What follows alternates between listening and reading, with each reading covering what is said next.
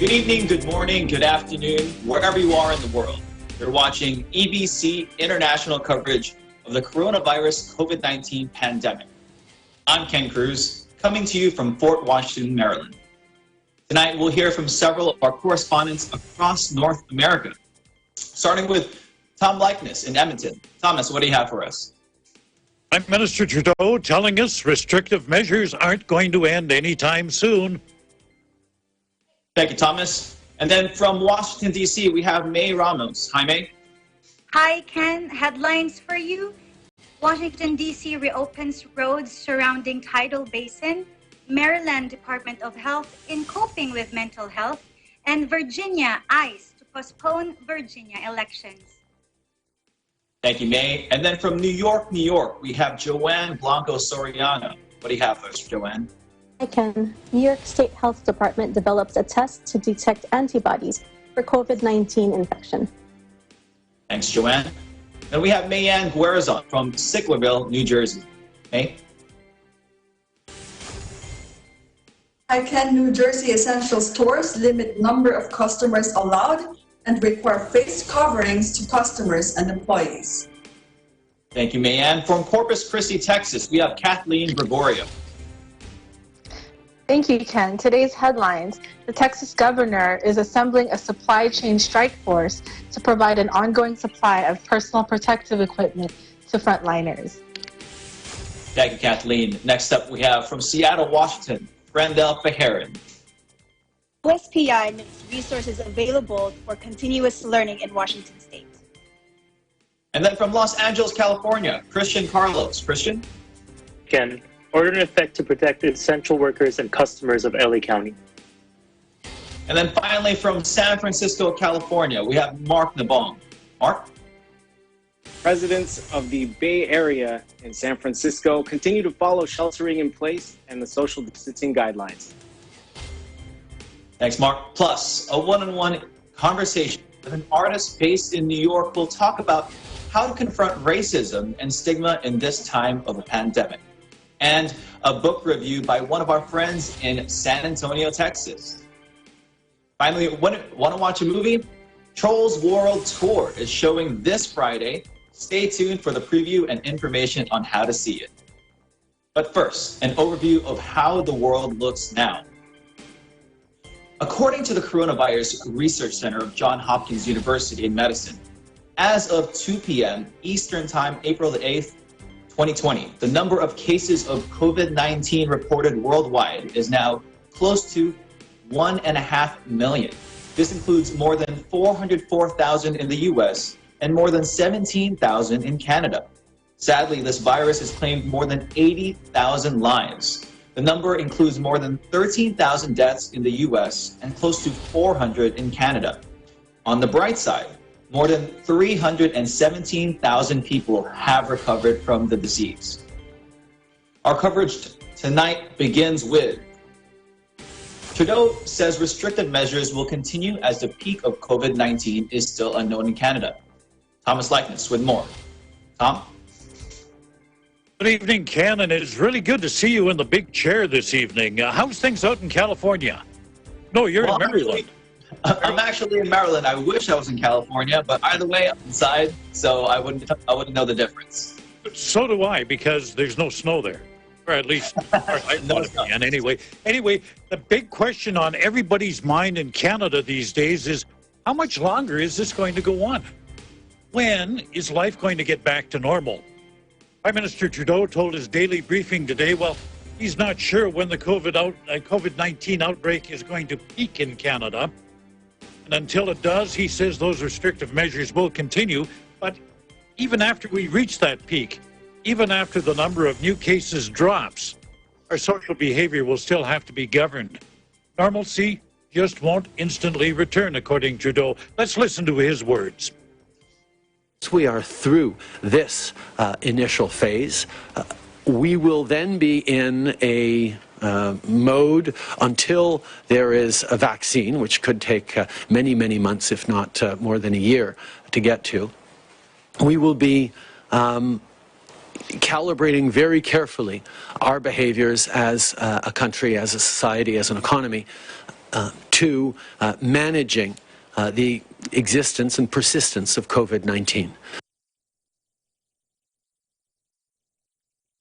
So again, Trudeau is saying months, maybe a year, and although there's pressure to jumpstart the economy, put people back to work, open up the country, Trudeau says Canada has to proceed cautiously. Let's listen again. Very obvious that we need to be very, very careful that all the work we've done over these past weeks and in the coming weeks at staying home, at following the instructions of our public health officials, doesn't become for naught when suddenly spikes happen as we get back to work. Here's a quick look at the numbers now. In Canada, 18,500 cases, 401 deaths. In my province of Alberta, an additional 50 cases of COVID-19 in the last 24 hours. That brings our total to just over 1,400. There have been 29 deaths. Now, of those infected patients, 44 of them are in hospital, 16 in intensive care. 519 have recovered. So of all the cases reported since the beginning of the outbreak, 36% so far have recovered, and that's the good news. Well, what's ahead for the remainder of the week? Well, our provincial premier, Jason Kenney, says tomorrow the unemployment numbers for March will be released. And he's expecting they'll be the worst the province has seen in 80 years. 8 decades. We're talking about the depression of the 1930s. That's the kind of numbers he's expecting. But he says we stick together, we follow the social distancing, we beat this COVID-19 thing, and the economy will come back. A concern that's being raised by City Council in Edmonton. Sadly, when you look at grocery store parking lots in our city, and I hope it's not the same in other cities, but it wouldn't surprise me if it is, you find the parking lot littered with latex gloves, people's face masks. I guess they come out of the grocery store and, well, let's just take off the gloves and we'll throw them on the ground. I don't know. It's time for some people to grow up and dispose of them properly. And again, I know it's not our audience because Eagle News fans are responsible. In the meantime, I wish you all good health. Take care of others and take care of yourselves. Stay home, stay safe, and stay tuned to Eagle News for accurate and balanced coverage of the COVID-19 pandemic. In Edmonton, Canada, Thomas I. Likeness, Eagle News. We live in interesting times. Tom, thank you so much. What do you think college students are going to be doing this summer? How do you think the job market's going to look like for them? It's generally every year the job market is rough for college students trying to make a little extra scratch for tuition. This year it is going to be tougher, but the government has stepped in and said, we've got some help, and that help is going to come in the form of a subsidy for employers. So to encourage small businesses to hire students, the government will pay up to 100% of the wage. Hopefully that will get things going, put some of our college and university students to work so they can continue to afford to go to school. The follow-up question, how hard is it to get Canadian citizenship at this moment? Right at this moment, well, I guess if you were very specialized in the care of, in the treatment of infectious diseases, they'd want you right now. But generally, I would say it's about as hard to get citizenship here as it would be for me to get a green card down there, and it wasn't easy. Actually, I didn't get one. Fair point, Tom. Thank you so much. Okay, Ken, thank you. Updates on the DMV region. WDC reopens roads surrounding the tidal basin. Maryland Department of Health in coping with mental health. And Virginia eyes to postpone elections. We have May Bondoc Ramos in Washington, D.C. May? Thank you, Ken. The numbers are continuously growing here in the DMV area. The total now is 10,614, and it is still predicted to double or triple in number this coming weeks. Number of deaths is also increasing with 226 fatality. In Washington, D.C. updates, today, April 8, roads in and around the tidal basin have reopened after the cherry blossom crowds forced government officials to close some of the roads down last March 24. For those of you who aren't familiar with the tidal basin, it is a man-made reservoir, and according to the National Park Service, the tidal basin is about 107 acres in size and approximately 10 feet deep. The tidal basin is part of West Potomac Park in Washington, D.C. What surrounds the tidal basin are various landmarks and tourist destinations, including the Jefferson Memorial and the FDR Memorial. Because the roads surrounding the tidal basin have been reopened, you can now visit certain national parks, but be aware, the National Park Service mentions while most facilities and events are closed or canceled, outdoor spaces in some parks remain accessible to the public.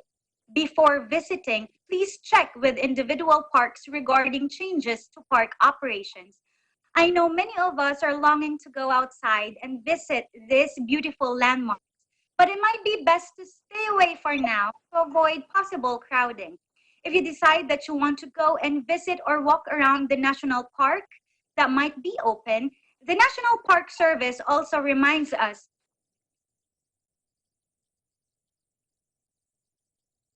and states and local guidelines to prevent the spread of COVID-19. In Maryland, the Maryland Department of Health, or MDH, addresses an important issue, our mental health. If there is ever a time when we are feeling stress or anxiety, it is probably right now. To help combat this, the MDH released 20 public service videos regarding ways to cope with stress and other mental health issues. MDH Secretary Robert Neal said in a press briefing, as I quote, "Self-care is so important, especially when presented with great uncertainty. Mental health professionals and individuals throughout Maryland look to our Behavioral Health Administration for guidance. I want to make sure we give our community every tool available to get through this crisis," unquote. If you want to check out these public service videos and to access many other resources regarding mental health, please visit coronavirus.maryland.gov. Just because we are at home and following social distancing doesn't mean that we are alone or feel isolated. We have a wealth of resources that we can access to help us through these tough times. And in Virginia, Governor Northam today requested the General Assembly to move the general election and all special elections scheduled for May 5, 2020 to November 3, 2020 general election. Governor Northam is also using his authority to move the June primary from June 9 to June 23, 2020. In Virginia and across the United States, one of the issues that unites all the citizens is the right to vote and to have free elections. Many citizens have fought hard to maintain the democratic processes. And so the move by Governor Northam and other states that are postponing or moving elections is certainly unprecedented. The fact that this is happening further shows how serious this pandemic is. As Attorney General Herring of Virginia said, as I quote, "Free and fair elections are at the core of our democracy, and no Virginian should have to choose between their health and exercising their right to vote," unquote. Remember, the elections haven't been canceled, just pushed back. Just like everything else has also been pushed back, in the future, you'll be able to once again eat at your favorite restaurant, go to your neighborhood park, and also cast your ballot. In Washington, D.C., May Bondoc Ramos, Eagle News, we live in interesting times. Back to you, Ken. Thanks, May. So follow-up question. Have you actually seen any of the videos posted by the Maryland Department of Health regarding mental health? Oh, yes, I do. They are very short, 30 to 45-second videos that are categorized based on age group. There's a video for children, for teenagers and young adults, and older adults. The main premise of these videos is to recognize symptoms of anxiety and depression, and that to know when to seek for help. Follow-up question, and asking for a friend. What's the video like regarding ages 30 to 39? Oh, I have to tell your friend to check out the website. Okay, I'll tell my friend myself that I will. Thank you so much, man. So next up, we have New York State Health Department develops a test to detect antibodies for COVID-19 infection. With a report, we have Joanne Blanco Soriano. Joanne? Ken, in New York, there have been 365,153 people tested so far, with 25,000 of the tests being done yesterday alone. In total, 149,316 people have been tested positive, and there have been 6,268 deaths. Mayor Bill de Blasio said that in the last few days, we've needed fewer ventilators than were originally projected. The hospitalizations have also stabilized and leveled off. We now have 5,500 ventilators available at this time and a small reserve of 135 in case the need changes swiftly in one place. New York State on pause has been extended to April 29th, which means all non-essential workers must continue to work from home and schools will be closed through April 29th. Broadway shows will remain closed through at least June 7th. New Yorkers have also been advised to cover their faces when venturing out of their homes for essential needs. A face covering can consist of any piece of clothing or a cloth like a scarf or a bandana. It doesn't have to be a mask. New York State is increasing the maximum fine for violations of the state's social distancing protocol from $500 to $1,000. This is to help address the lack of adherence to social distancing here. 300 military personnel from the Navy and Air Force have gone to our public hospitals.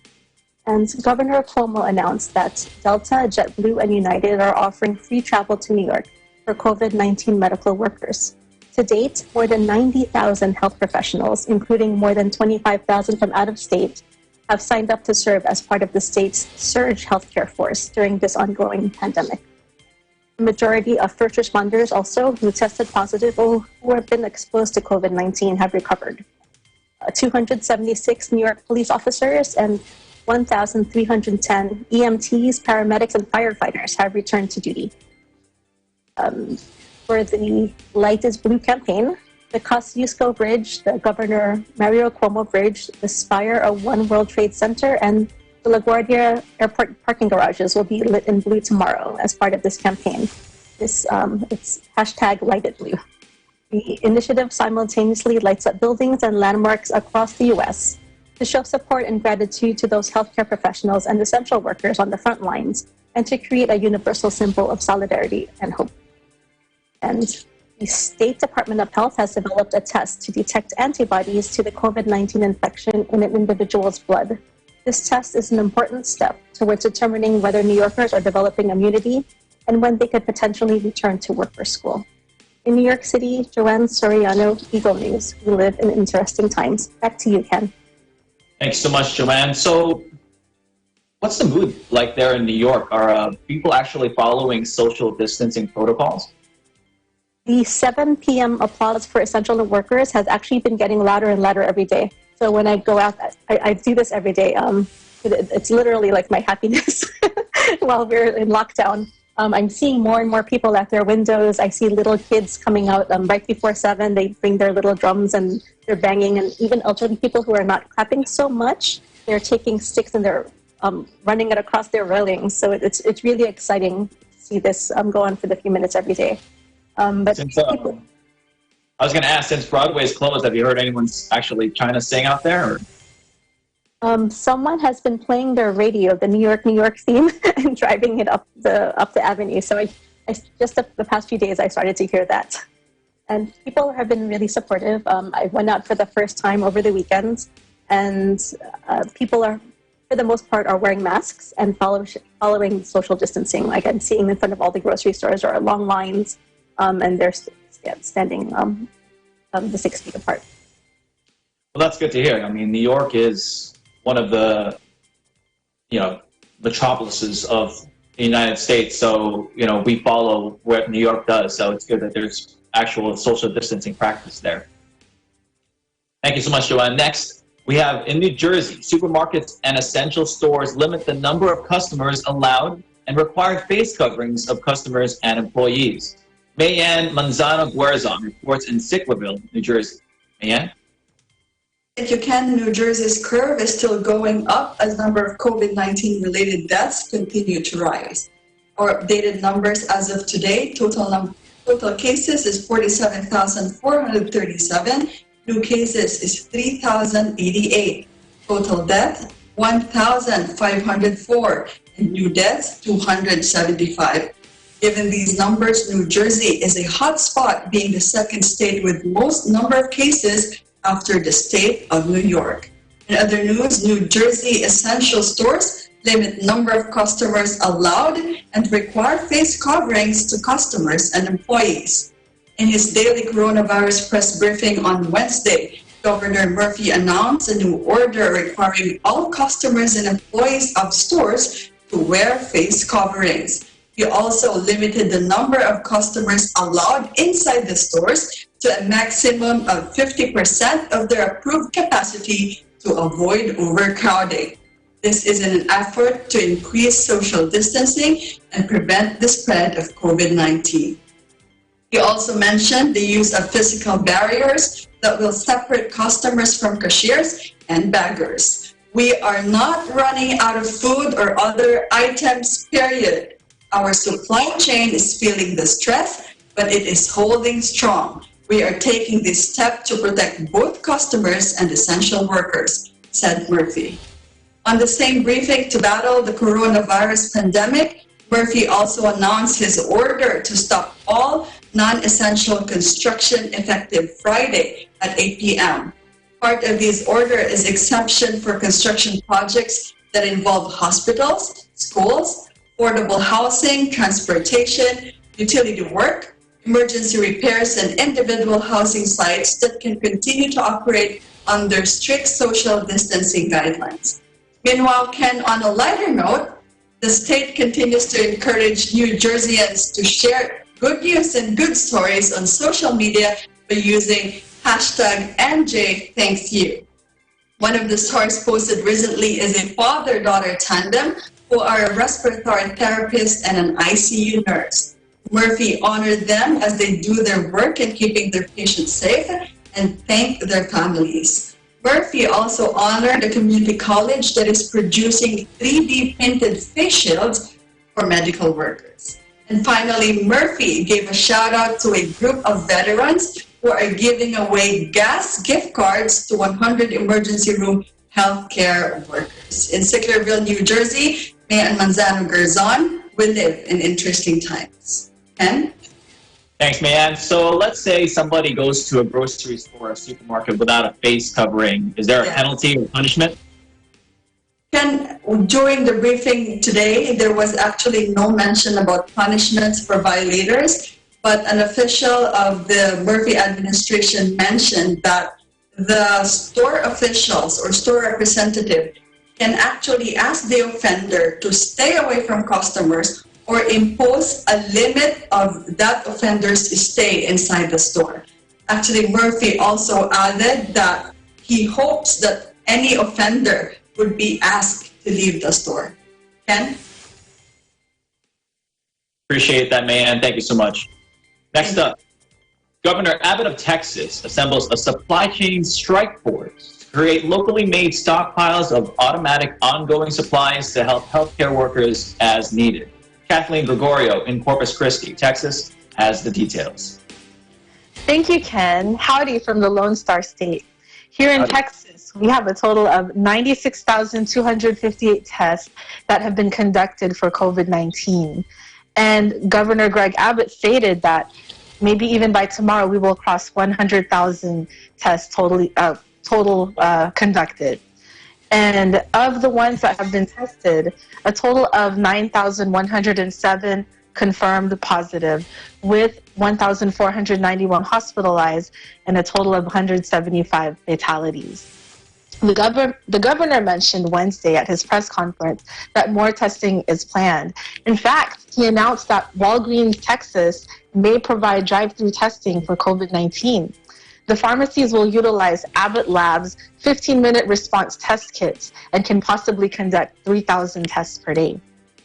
He also announced just this week the supply chain strike force he had assembled accomplished distributing 5 million masks across the state, as well as 21,066 beds, 2,225 ICU beds, and 7,686 ventilators to Texas hospitals.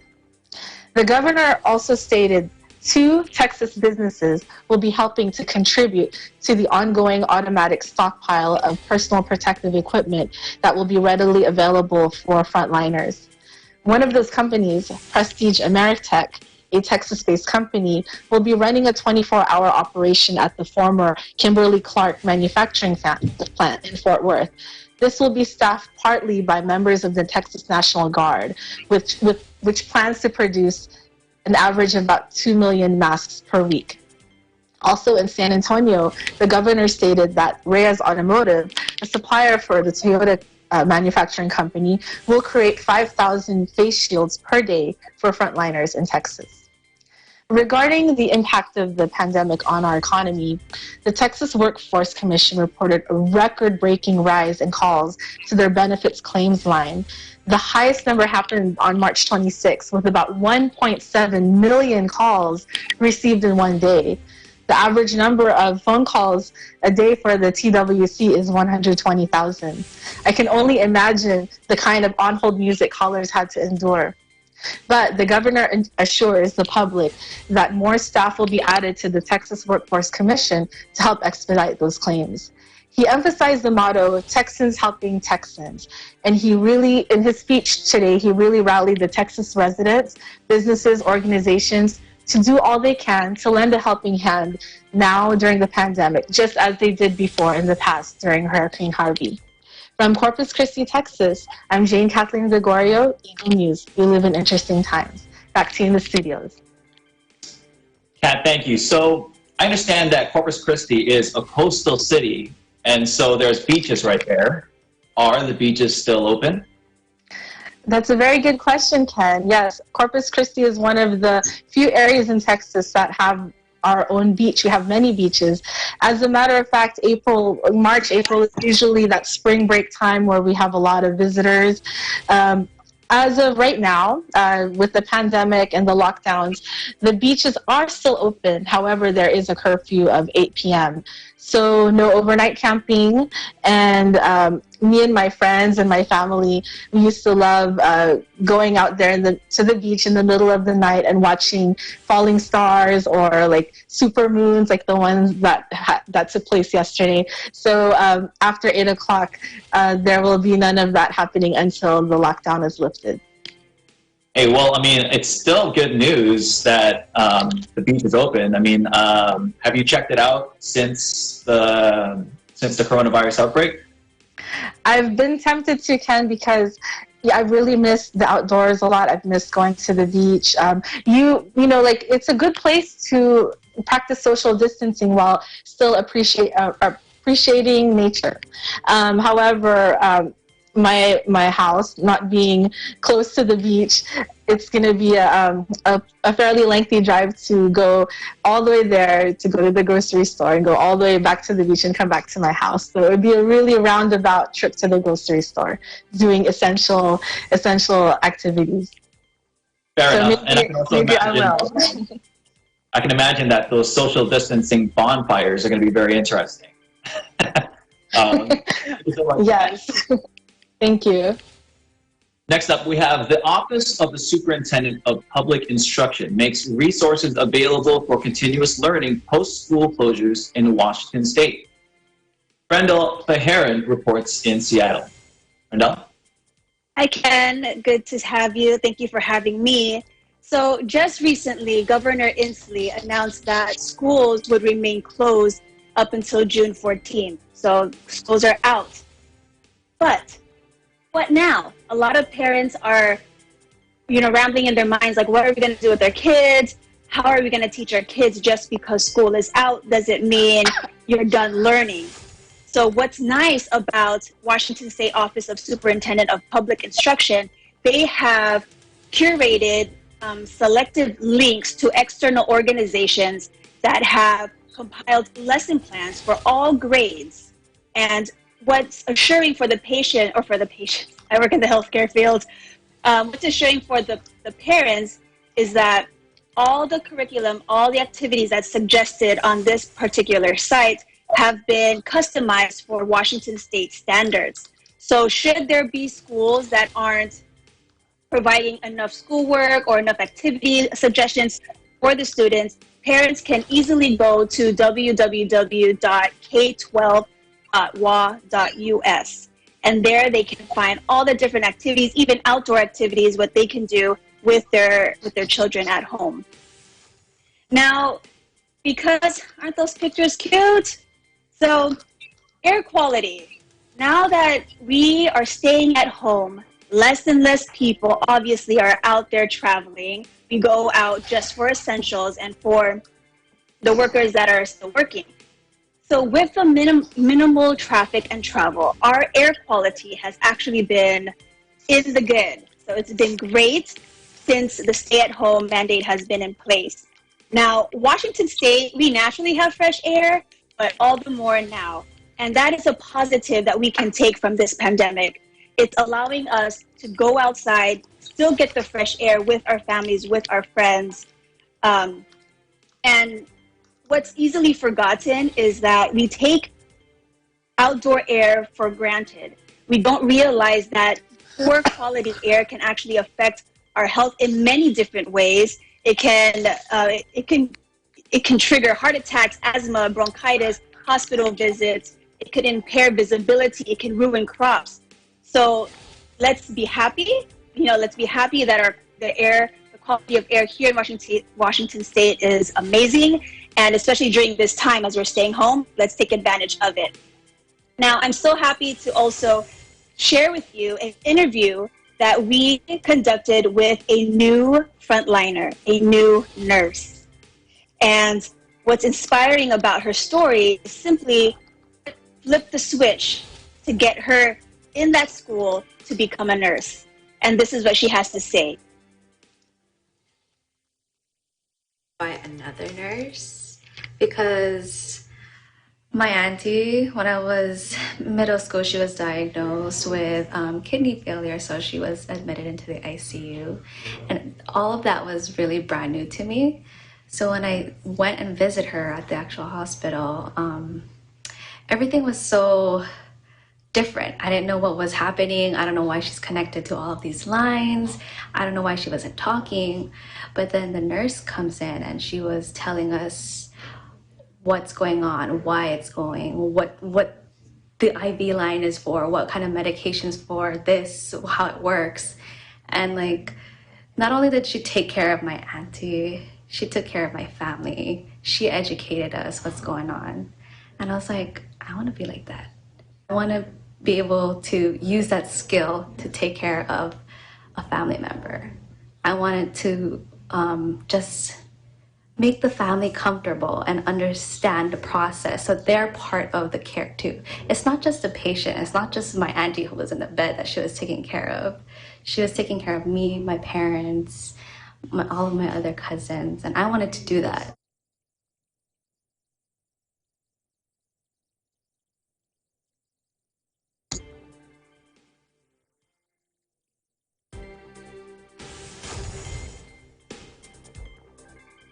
Rochelle's story and her reason to become a nurse really inspired me, because she was actually the first nurse to tell me that she not only wants to take care of the patient, but the family members as well, and to really educate them on how they can care for each other at home.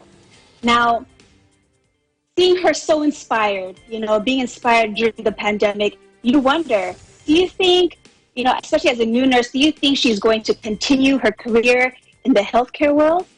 Let's find out. Let's hear what she has to say. This pandemic I don't think it's not going to keep me away from being a nurse. I like it. Despite the fact of the negative outcomes of it, I just think it's part of the career. Who knows, something else might happen, or we find another cure. I'm part of it. I like being part of this change. I like being part of this front line. I just like the fact that I'm taking care of people at the same time.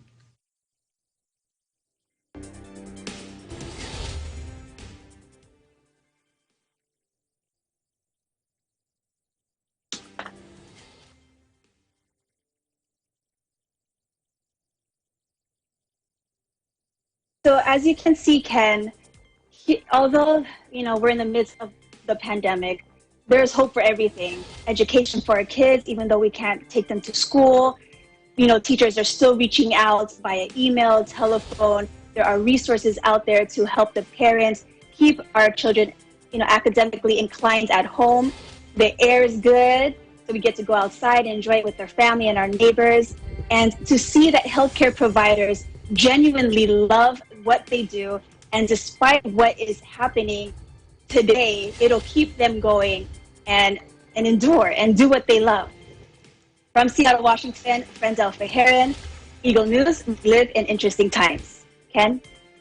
Frendel, thank you so much. I have quite a few follow-up questions for you. First one, great perspective from the nurses in your area. I believe you said you're in the healthcare industry, but I don't think you said you're a nurse. If you had a chance to be, would you be a nurse? Would I be a nurse? Ken, before, even pre-COVID-19, no. I would not be a nurse. And simply because I just don't think my insides are built for what nurses have to see and to smell and to feel and to touch. But I love my patients. I am in the dental field, and I enjoy that. But no, cannot be a nurse, do not want to be a nurse, but all love to them. Well, I'm sure that most of us watching and most of us in this program know or are related to someone that is a nurse, and more so than ever in these unprecedented times. They're going through some crazy stuff, and it's good to see that people have the ability to go out there every day knowing that they face dangers they're ahead of us, right? Regarding the schools, so they're closed, yes, but there are seniors that are set to graduate this year. What's going to happen to them? So great question, Ken. So for our fellow seniors, don't fret. They are coming up with a plan to make sure that those who are once evaluated and deemed eligible to graduate, they will have their graduation. So there will be more details on that in the next few days, hopefully. Awesome. And finally, I actually lived in LA for about 11 years. And let me tell you, the air is nice and gray and smoggy all the time. And I've been to Washington, I've been to Seattle about 3 or 4 times, and I can tell you, even during the its heyday of like people out and about, the air is different, tastes good, smells good, feels good. So knowing that it's a lot more clean, are people wearing masks even though the air is clean and practicing that social distancing over there in Seattle? Great question, Ken. So I can say is that we do not yet have 100% compliance rate. People are still out there without masks. However, when I do see them without a mask, it's, because they're out in the open. They're not, I don't see any groups. We don't see any gatherings or anything like that. So in a sense, they're not wearing a mask. However, they're far from other people. Frendel, thank you so much. Well, I hope this next Thank you, Ken. I hope this next interviewer doesn't get angry at me since he's based in Los Angeles. Christian Carlos will be reporting about an order will be in effect April 10th to protect essential workers and customers of LA County. Christian? Thanks, Ken. The air here in LA is very gray.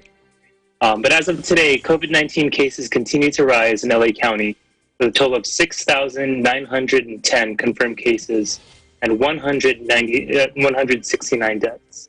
Effective April 10th until the end of the emergency period, Mayor Eric Garcetti is executing a work protection order requiring customers and employees at non-medical establishments to wear face coverings in effect to protect those workers who are risking their lives each day to take care of those in the communities.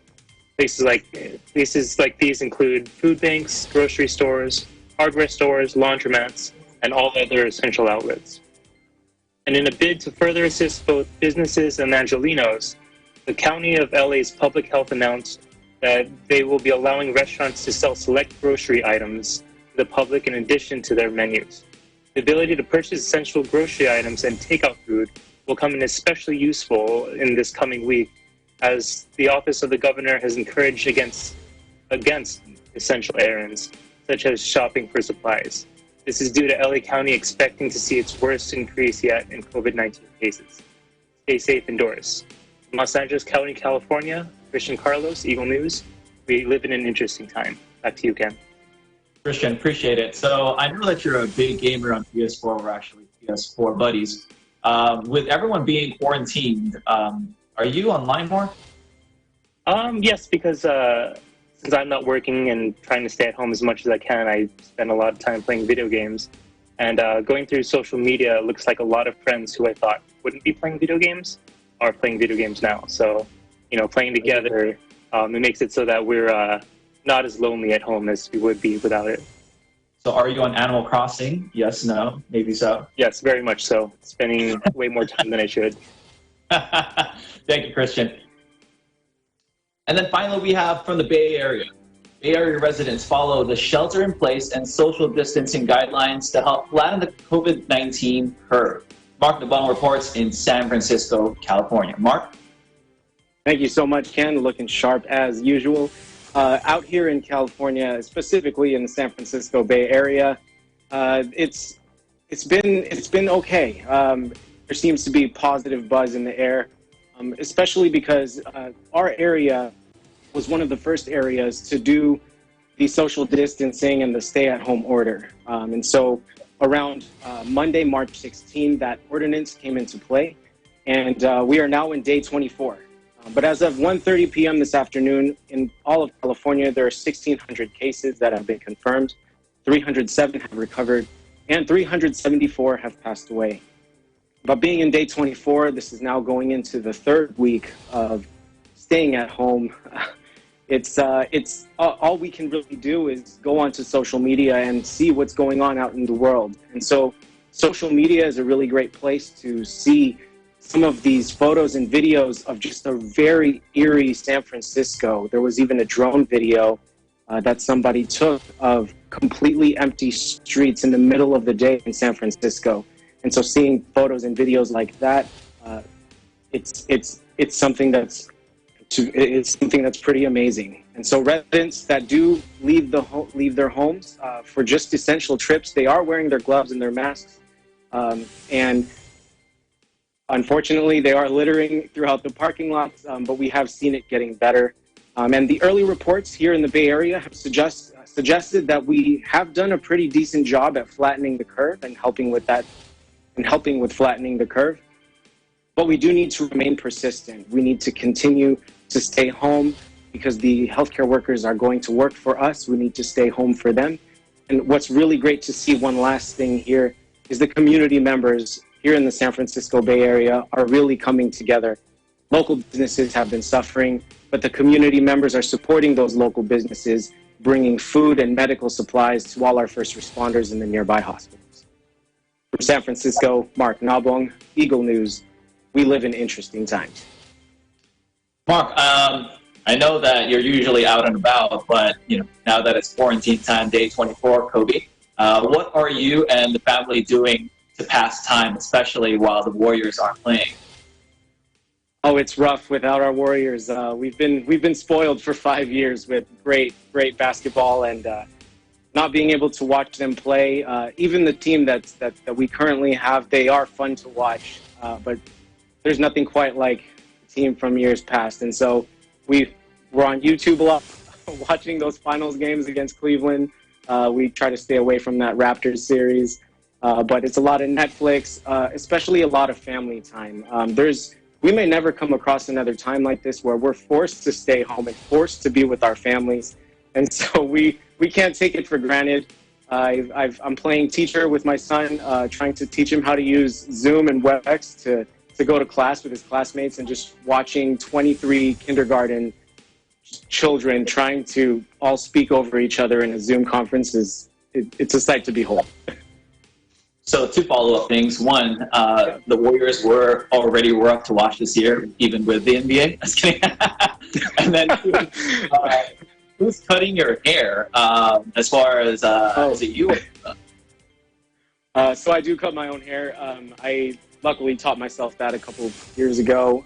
Everywhere I've gone, they haven't been able to cut it properly. So just trying to take your lead and try to stay sharp and try to keep a clean cut. I ask my wife to help me out every once in a while, but for the most part, I do it. Looking clean. I hope that you can make a video for EBC on a tutorial, because the guys will need absolutely. that. Absolutely. Appreciate it, Mark. Thank you so much. Thanks, guys. And coming up, a conversation with Esther Barroso Guerza, an artist in New York who was a victim of the anti-Asian sentiment stirred by the COVID-19 outbreak. We'll be right back. Stay with us. This is Eagle News.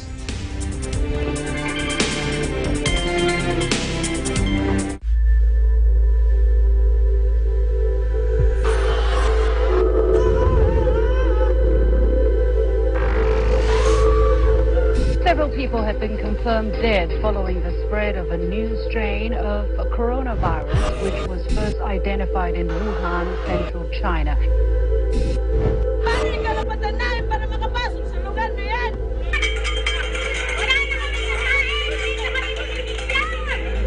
Mga kababayan ko, do not panic.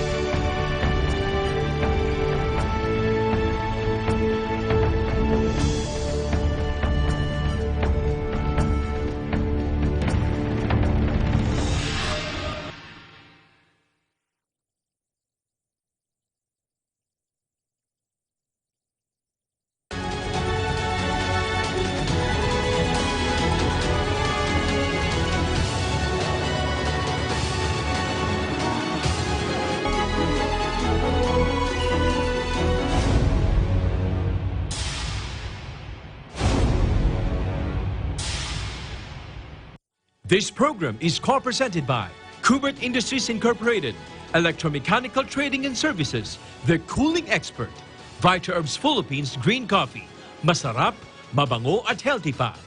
Canrid Corporation, your ventilation and air conditioning specialist. In participation with Rain or Shine Elastomeric Waterproofing Paint, color for protection for your home. Matimco. Matimco is wood. Wood is Matimco.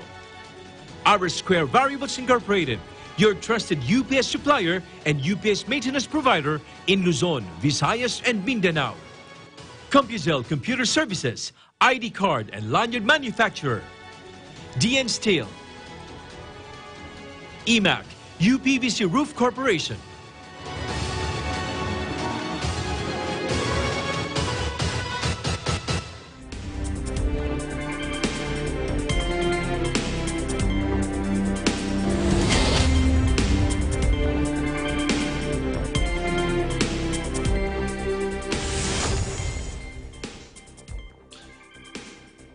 You're watching the EBC International coverage of the coronavirus COVID-19 pandemic North America edition. I'm Ken Cruz, coming to you from Fort Washington, Maryland. According to the Center of Disease Control and Prevention, or CDC, some groups of people who may be experiencing stigma because of COVID-19 include 1. Persons of Asian descent, 2. People who have traveled, and 3. Emergency responders or healthcare professionals. CDC says stigma hurts everyone by creating fear or anger towards other people. Stigmatized groups may be subjected to social avoidance or rejection, denials of healthcare, education, housing, or employment, and even physical violence. Joining us today is an artist based in New York who says she was a victim recently of discrimination brought by a misconception about COVID-19. That person of Asian descent that persons of Asian descent are at greater risk of spreading COVID-19 than other Americans. She says racism is a virus and has no place, especially in this time of pandemic. Hi, Esther. Hi, Ken. Thank you How so are you? much. Hey, I'm doing well. Thank you so much. Thank you so much for joining us. My pleasure.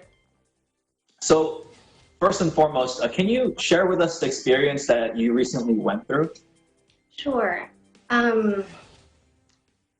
This happened March 27th. It was a Friday. Broad daylight. It was actually around noon. I was walking towards the post office. I was actually speaking to my sister when all of a sudden I noticed that a man coming from behind me was uncomfortably close. And then as he passed me, he sort of not faced towards my direction, but he was still like sideways. And then he just spat 3 times. And as soon as I'm sorry to be graphic about it, but I literally saw saliva coming out of his mouth. He was that close to me. He was that close to my face. Thankfully, I was wearing a mask. And as soon as I saw what he did, I stopped walking so I didn't walk through the saliva or the action itself. And it caught me off guard. I was in such a shock.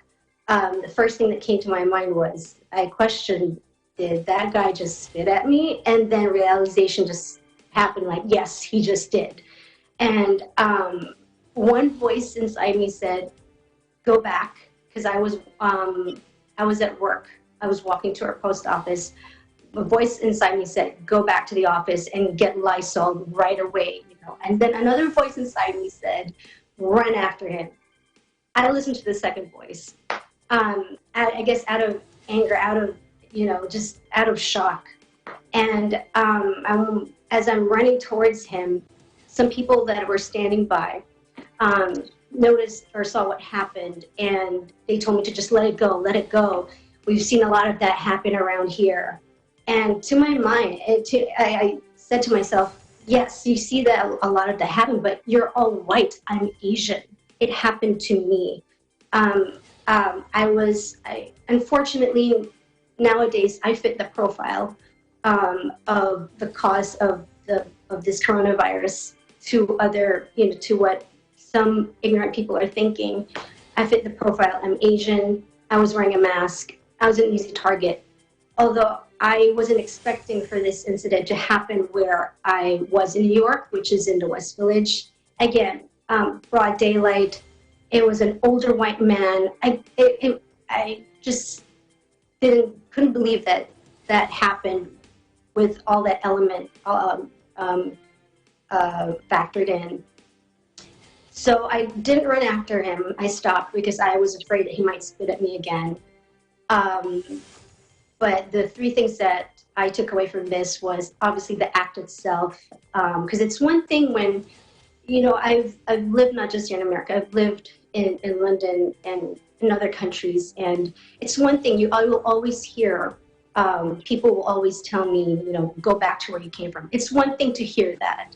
It's one thing when people make fun of your skin color or your look, but it's another thing when they become physical or like this, when they spit at you. It's to another level. It's rude, and I felt so violated. So besides the act itself, I'll never forget that. I'll never forget the fact that this man got away with it. And third, I'll never forget that no one wanted to defend me. So in the 20 years that I've been living here in the U.S., I've never experienced anything of this level, and I've never felt so violated and alone at the same time. Esther, thank you for sharing that.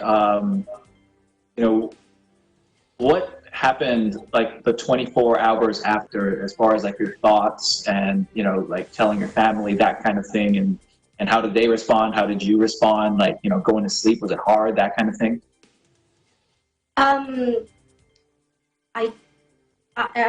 Obviously after I told my husband and my family, I was in I was in a funny mood. I went back to work. My boss helped me, clean up. I cleaned up as much as I could. Having such a small bathroom in our office, I cleaned up. I washed my hair. Again, thankfully, I was wearing a mask, but still, I disinfected myself the best way I can. But I went back to work. Even after talking to my husband and my family and going straight to work, I shut it. I didn't entertain the thought or whatever just happened. And so I felt heavy that whole afternoon. I just remember just feeling really, really heavy. And then I couldn't help it anymore. And I thought I'd reach out to friends, friends in Facebook or whatnot. And I posted what happened because I wanted people to be aware of the danger of it, that racism is well and alive. Sadly, at a time like this when we should all be worried about the coronavirus, about staying healthy, this should be the last thing, absolute last thing for us to think about. And so when I told people what happened and the outreach that I felt from friends, I felt the love that I got back from them relieved me so much. And I was able to sort of sleep that night. Throughout the whole weekend, it was still bothering me. Even to the point when I went back to work on Monday. Just to let people know, I still work because I'm still considered an essential worker. When I went back to work on Monday, I found myself looking behind me. I'm not normally like that. I'm a strong person, I'm a tough person, but having this experience, I like I said, I was always looking behind me, and I didn't want to be that person. I was so jumpy, I was so fearful. At the end of that Monday when I went back to work, I remember calling my husband, and I was in tears. And I said, I can't be like this. I can't let this experience turn me into this person that I'm not used to. After that day, I sort of shook it off and sort of went back to my old routine. And I'm much better now. I'm still careful. Unfortunately, the walks that I do, like that walk to the post office, that's my time to call my family, my husband. I don't do that anymore because I try to be more careful now with my surrounding. Watch people. It's so sad because now when I see an older white person, I'm like, oh, here we go again. I wonder what he's thinking. I wonder what they're gonna do. As much as they put that judgment on me, and now I have that judgment on that type of person that did this attack to me. Yeah, so like as we mentioned earlier, you're an artist, right? So you're in an industry that more often than not doesn't see skin color. Do you think like situations or incidents like this reset the struggle when it comes to racial discrimination in your world? The thing is, I think racism, I think unfortunately, it exists regardless, right? Regardless of what industry. Sure. It's, in our industry though,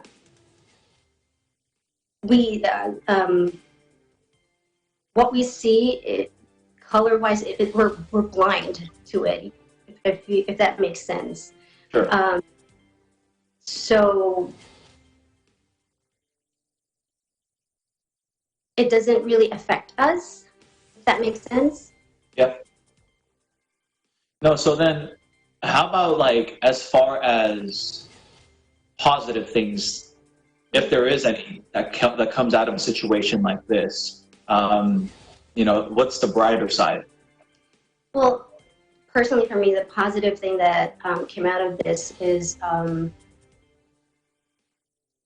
being able to support other people that have gone through the same thing.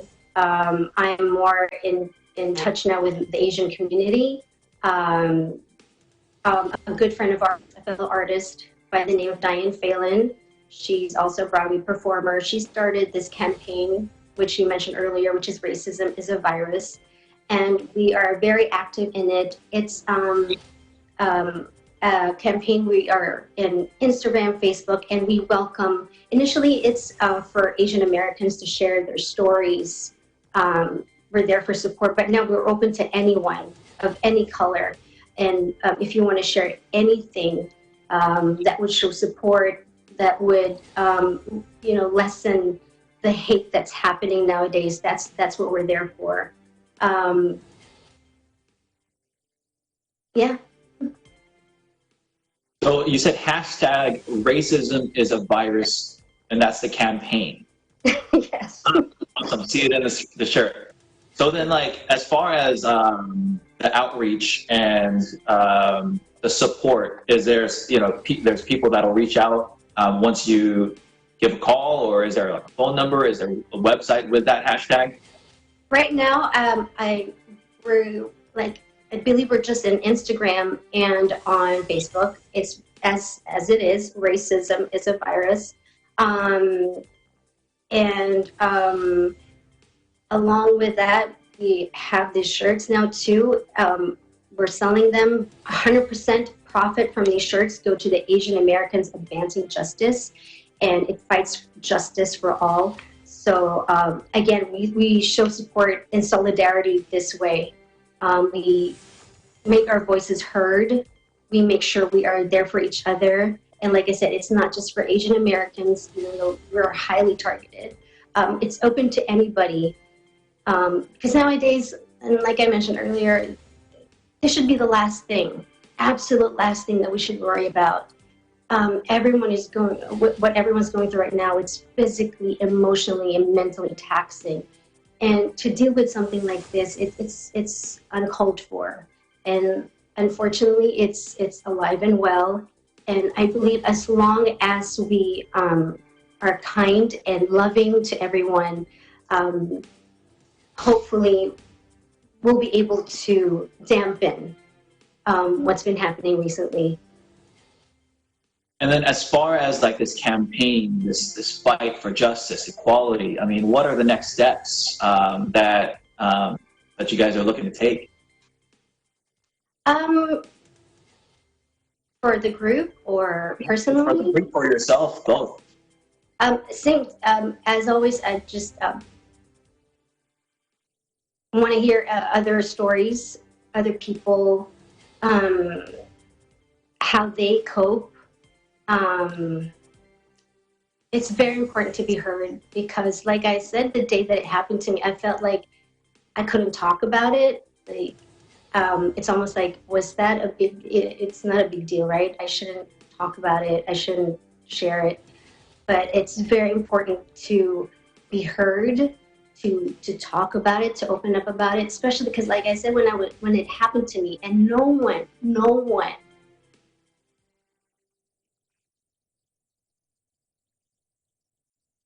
one wanted to help me.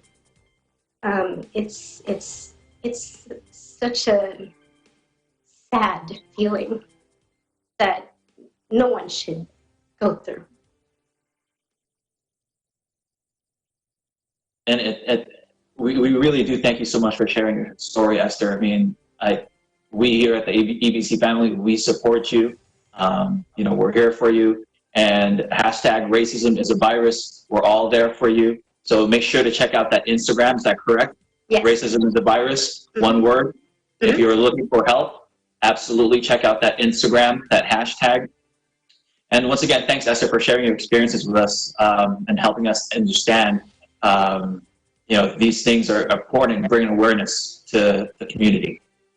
As the CDC tells us, by knowing the facts and sharing them with others in your community, we can help make communities and community members resilient, especially in this time of global crisis. So if you need to fight COVID-19, fight racism, but be kind and helpful to each other. Coming up, EBC friend Stephanie Ward will share insights she gained from the book Year of Less by Kate Launders. ABC International coverage of the coronavirus COVID-19 pandemic North America edition. We'll be right back. Stay with us.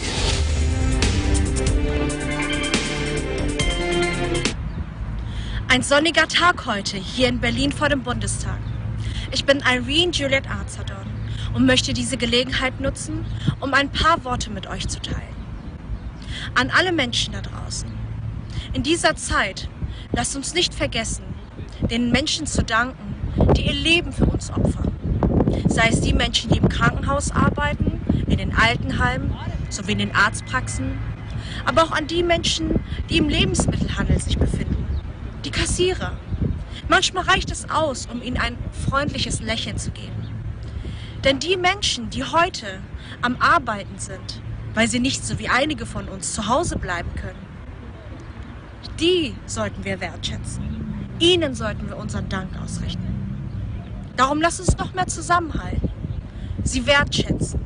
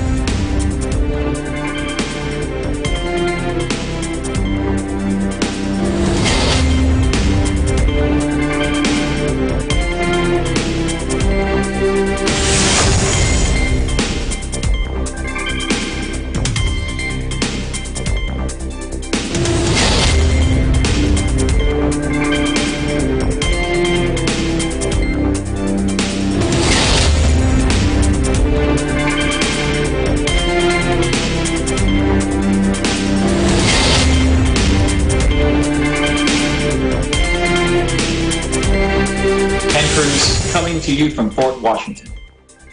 Reading books can be a great way to take a break from our stressful lives.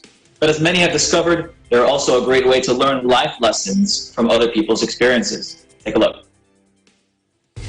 Thank you and hello everyone. My name is Stephanie Ward. I'm from San Antonio, Texas. And amidst these challenging times, one of the ways I like to personally unwind and to relax after a stressful day, especially after work, is by reading. Not just any book. I personally like reading books that provoke thought, the ones that help you change and become a better person, books that inspire and expand the way that you think. Today, I wanted to share with you a book that I had found about just recently, and it's called The Year of Less by Kate Flanders. And I think that this book is appropriate given that everyone is struggling to try and make ends meet. Kate talks about how she was able to minimalize her spending while still being able to enjoy living a full life, so that she was able to pay off thousands of dollars in debt in a relatively short amount of time. Some of the things that she highlighted in her book is she followed a shopping ban. So what that is, she was able to sort out things that she wanted to buy and things that she needed to buy, and only stuck to the things that she needed. So those include, of course, her rent, utilities, food, that sort of stuff, but only the food that she makes at home. She doesn't buy pre-made food, or she doesn't go out to eat, I should say, with friends or family. Those things she limited, and she had to follow that for a year. She didn't buy any new clothes. She only stuck to the clothes that she had, and if she needed to, like, let's say one of her shirts had a hole in it, she wouldn't throw it away and buy a new one. She would fix it herself. If she had any furniture that one might think, oh, you can throw this away and then just get a new one, like, let's say an armchair, she would try and fix it herself. And if she really can't fix it, only then would she buy new pieces of furniture. People will ask you to go out and do things, and to socialize. And these people will often be the people who would tell you, hey, but let's buy this together. And that's because they also want to justify their spending by having you pay for or spend an equal amount of money. Like, if I were to go out with let's say, one of my friends, and they said, oh, this looks like a cute pair of shoes. Would you want to buy them? You should buy them too, you know? But that's just so that they also feel better about spending. So you would have to, of course, say no, and it will be very difficult, and it will be challenging, because the people that you think would be supportive of you trying to save money will be some of the people that might actually be upset because you're not spending with them, or because they too want to spend, and they see you not wanting to spend anything, just trying to save, and they feel bad. So they might be one of the people that will put you down first. And she also said in her book to be prepared to miss out on a few social gatherings, because like I said, Kate did try to avoid buying food at restaurants, and that would of course limit her time that she would spend with her friends and family. But it's not set in stone. This is how she did it. One of the things that she also pointed out in her book is that you can spend a certain amount of money on hanging out with friends, or socializing, or attending social gatherings, and eating out with friends and family.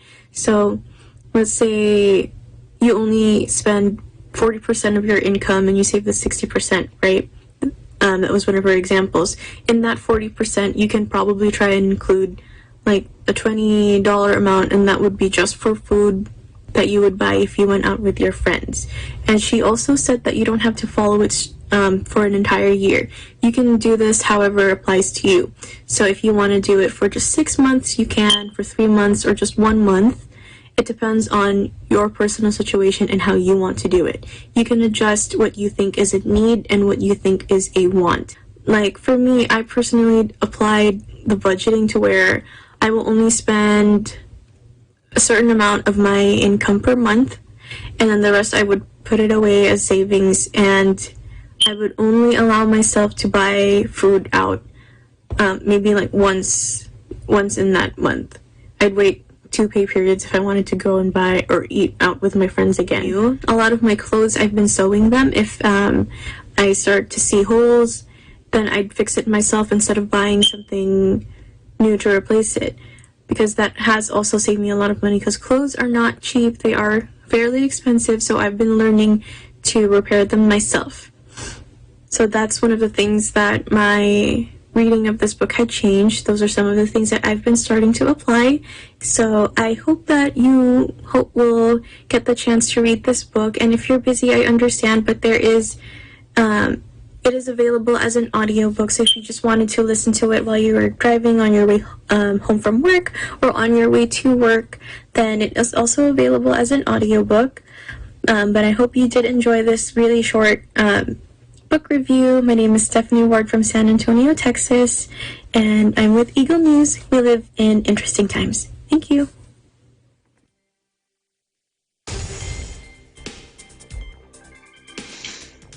Thanks, Stephanie, for highlighting those useful points. Next up, staying in line with using the media to de-stress and fill our stay-at-home time, Trolls World Tour is coming out this Friday, and it looks to be even more fun than the first one. We are not alone in this world. There are other kinds of trolls. Whoa, really? The more trolls, the merrier. At the beginning of Trolls World Tour, Poppy discovers that the world is a lot bigger and more beautiful and more exciting than she could have imagined. I'm gonna destroy all music, except for rock! Our world becomes so vast. It's exciting to see how we can play up on all the different musical styles. There's all these different styles of music and all these different styles of trolls. This just got real. Queen Barb wants to unite all of the trolls under hard rock. And there's a lot of resistance from the other trolls. We're gonna need a battle plan and weapons. The only weapons we need are this guy and this guy. For hugs! This is gonna take a lot of hugs. Let's go save the world! We have so many more characters and great actors and voices. A hip-hop troll? We'll overpower them with muscle!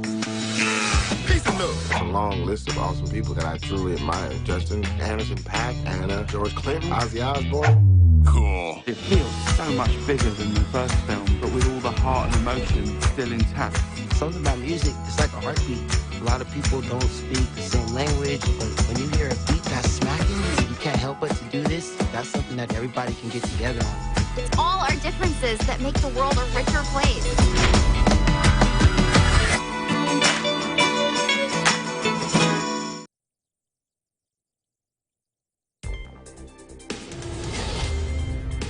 Tomorrow on Eagle News, Julianne DeSena from Digital Nest is going to share with us some highlights of interviews with the Trolls World Tour cast, as well as how you'll be able to watch it even though your theater is closed.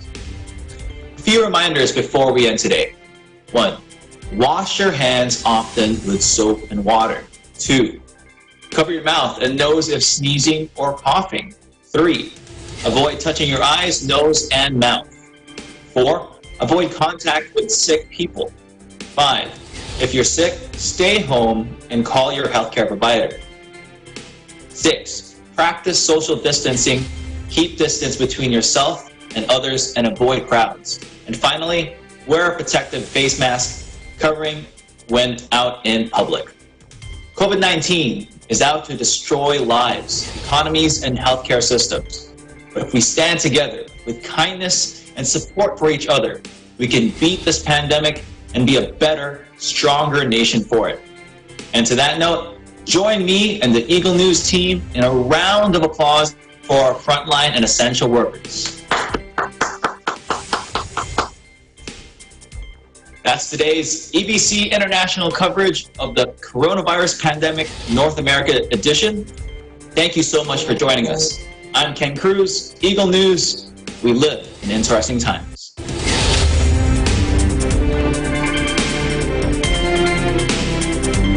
Ano bang pinagkakabalan ng marami sa atin ngayon habang nasa ilalim tayo ng Enhanced Community Quarantine? Social media? Kain? Movie